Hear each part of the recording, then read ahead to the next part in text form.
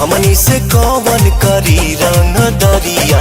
सगो पभारी बये गो बिहरिया, सगो पभारी बये गो बिहरिया, अरे सगो पभारी बये गो बिहरिया, सगो पभारी बये गो बिहरिया।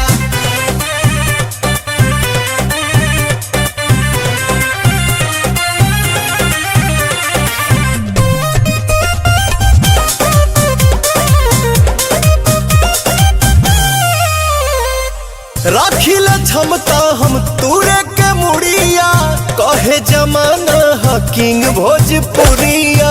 यूपी बिहार के हल्का में मत लिया जान, जानी मारा हीरो वाला डायलॉग बबुआ, तारा जैसन भेटाइल ढेर लोग बबुआ। बढ़ जाला सान जब बानी पगरिया, बढ़ जाला सान जब बानी पगरिया।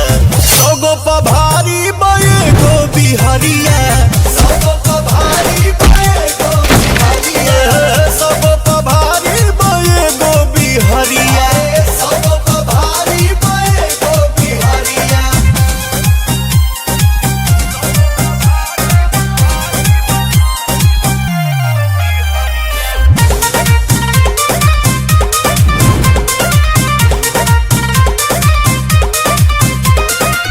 गर्मी बखून में या बाघ के करेंगे जा, सड़क की मिजाज तो फाड़ दे हम भेजा।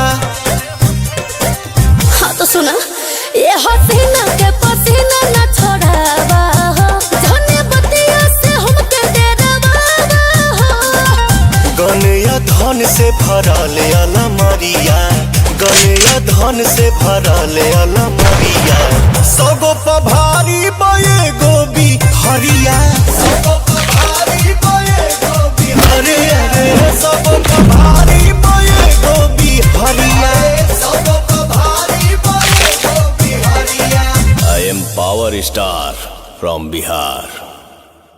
हमनी से कौन करी रंग दरिया, हमनी से कौन करी रंग दरिया।